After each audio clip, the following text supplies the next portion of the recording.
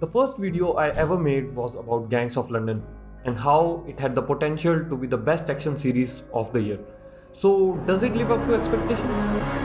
Well,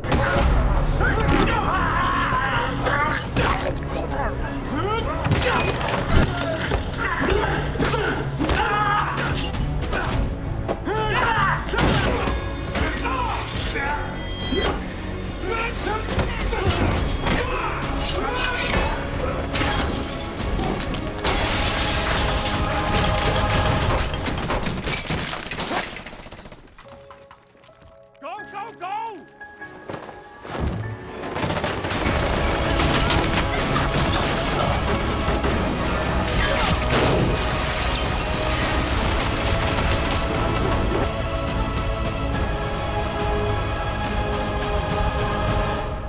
now the question arises, what actually is Gangs of London, apart from being really violent? Well, the answer is rather simple, at least in the beginning. It's an action drama series about this guy named Finn Wallace, who runs the biggest crime syndicate in London. He gets murdered at the start of the series, and his son Finn Wallace wants to find the people responsible while juggling together all the different factions associated with the syndicate.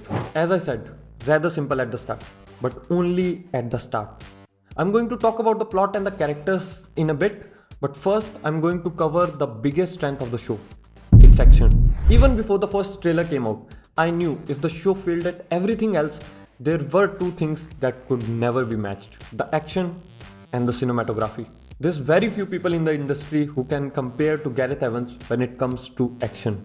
The dude literally made one of the greatest action movies on his second try, and it's clear how he did it from the way he talks about action. But the best action sequences, they tell you something about the characters. Whether it's a journey of a character's arc in the middle of an action sequence or a new plot development within that sequence, I feel those are the sort of the ones which feel more organic to when you're telling a story. I think if it's just action for action's sake, it can get pretty tedious pretty fast. Like every great writer, for him, action isn't a break from the story so that the viewer can stay engaged. The action is the story. His movies are often described as one big action set piece, and that's rarely used as an insult. One thing you can say against the action is that what he does make is incredibly gory and violent. In the first 4 episodes, we see a person getting burned alive, a person getting buried alive, and a person getting roasted alive. Yeah, burned and roasted in two completely different ways. You have to see the show to find out what that's all about. As I said, he does tend to overindulge in the graphic imagery, whereas some people may prefer more tasteful action. Now, the companion to the action is the cinematography. You know how some directors try to get the same cinematographer on board for all their projects because they work so well together, like the Coen brothers and Roger Deakins, or Denis Villeneuve and Roger Deakins. Roger Deakins really is a god among mere mortals. Anyways, back to Gangs of London. For Gareth Evans, that person is Matt Flannery. Matt has worked with Gareth Evans on every single one of his projects, and it is because of Matt that we get scenes like this.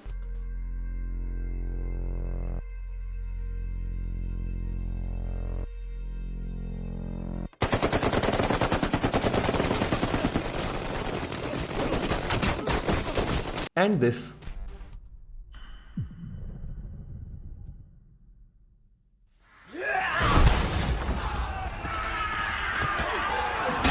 And well, this time we get a scene like this.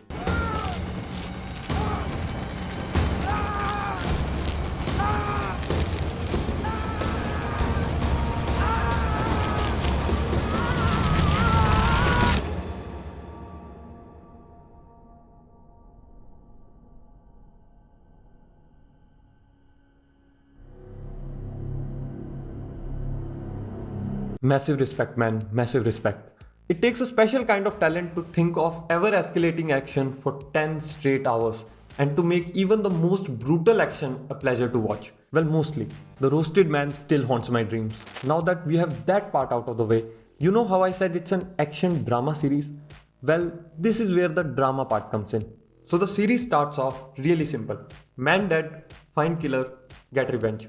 But as the series goes on, you might need an actual chart of all the characters and their dynamics. I'll explain. So these are all the groups that we get to follow through the 9 episodes of this series, and every major character in those groups that has a decent screen time. Get ready. The Wallace family, which has 5 members.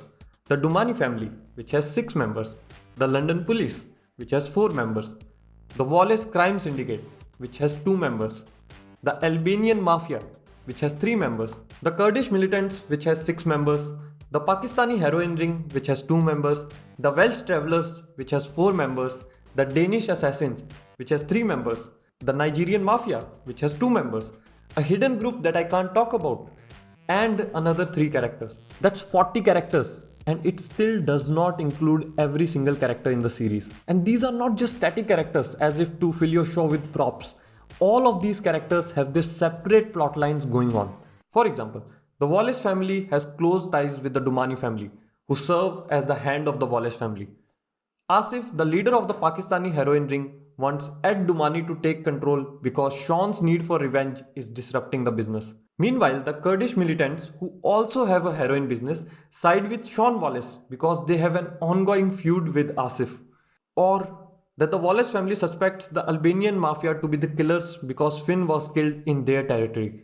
Meanwhile, the leader of the Albanian mafia is having problems with the Nigerian mafia because he was supposed to launder money for them through the Wallace Crime Syndicate. Did I mention it was complex? Because this is not even 5% of it. By the end, it starts to become an interconnected web of who is connected to who and how. These might not be the most complex characters, but overall the show does give enough to the characters to work with, that the interactions never gets boring. I think that this might be Joe Cole's best role in terms of acting. And although the series starts with him, we can't forget Elliot Finch, who has an equal screen time to that of Sean's. In some ways, these two characters are the personification of what the show is. Sean is majorly the emotional and the dramatic center, whereas Elliot Finch is majorly the action of the series. I am a sucker for small details. And one of my favorite things this show does is that whenever all the groups are interacting, they obviously speak in English. I have a history with a lot of people. I have 80 kilos of product sitting in the docks. But when they are alone with just their people, they speak in their native languages. मैं आपके लिए fin के funeral में शामिल हुआ बस अब मैं और कुछ नहीं कर सकता इस तरह की चीजें हमारी कैंपेन का खर्चा चलाती हैं. نخواج من كاسك بكاربي بيدابك. هم ينبردوا ريال غلص. هموتشتين مادنا فيكشتي هدنا.